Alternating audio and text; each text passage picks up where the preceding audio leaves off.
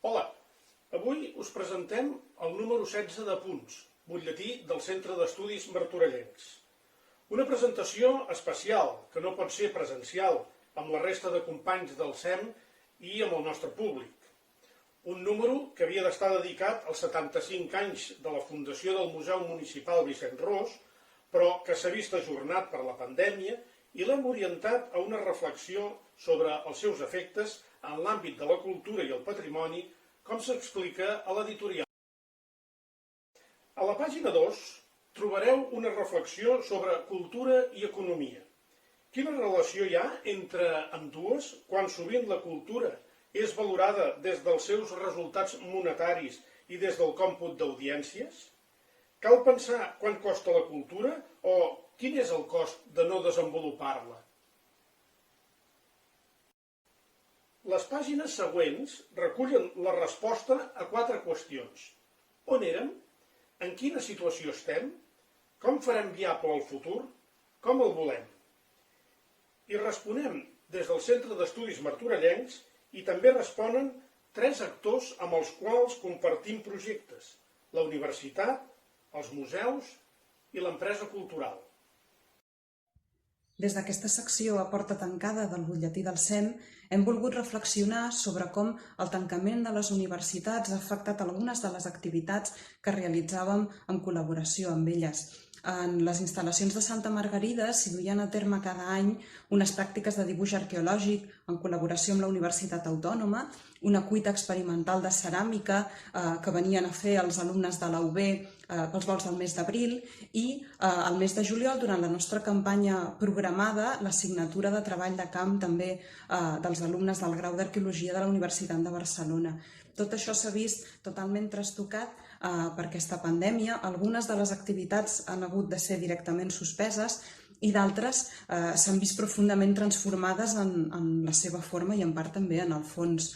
Els costos d'això, la implicació que té això per nosaltres com a entitat, però també per a aquestes institucions, és el que intentem explicar en aquesta part del butlletí que teniu a les mans. A porta tancada als museus.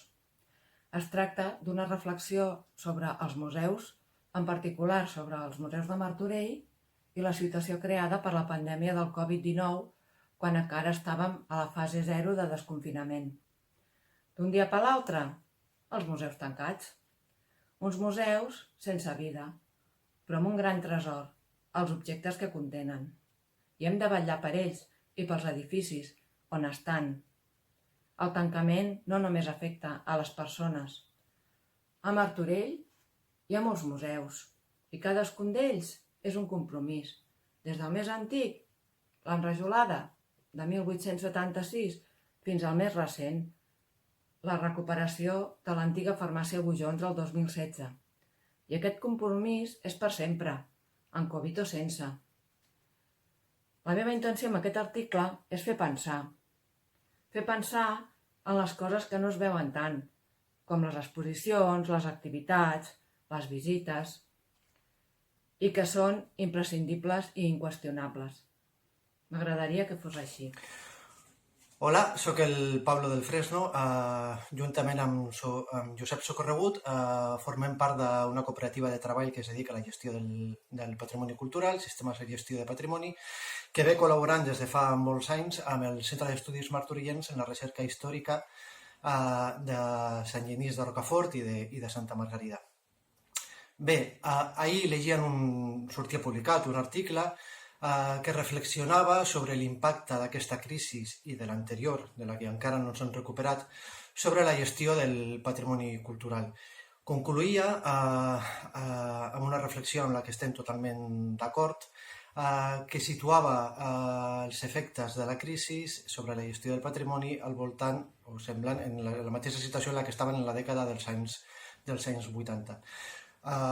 Us convidem a llegir l'article que hem escrit en el butlletí per reflexionar sobre quina conseqüència té sobre la societat aquesta nova normalitat que s'assembla bastant a lo pitjor de l'anterior. A la penúltima pàgina trobareu un article que contrasta amb els anteriors. Si aquells parlaven des del confinament, Aquest ho fa des de les tecnologies digitals aplicades a la recerca i a la difusió com un instrument que ens permet obrir la porta. Un obrir la porta que no és solament resposta al confinament obligat, sinó que fa possible noves formes de recerca i noves formes de divulgació que permeten arribar a públic més ampli i més divers.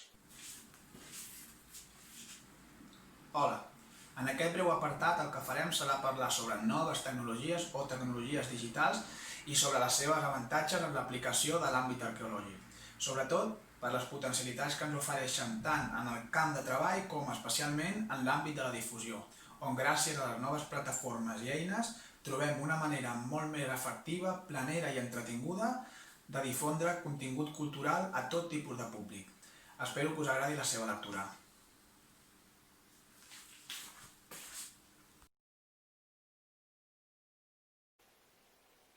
Tanquem el butlletí amb l'apartat de notícies, on destaquen la tasca de difusió realitzada des del 16 de març amb més de 30 propostes que hem fet arribar a través d'internet per conèixer i difondre el patrimoni històric, cultural i natural de Martorell, a més de la informació sobre publicacions recents de les recerques del Centre d'Estudis en els fòrums científics i els treballs d'investigació que no hem interromput en cap moment. Us convidem a llegir aquest nou número del nostre butlletí a punts, que trobareu a la pàgina web del Centre d'Estudis, juntament amb totes les propostes que hem publicat al llarg de totes aquestes setmanes. Moltes gràcies pel vostre suport i esperem poder-nos retrobar ben aviat.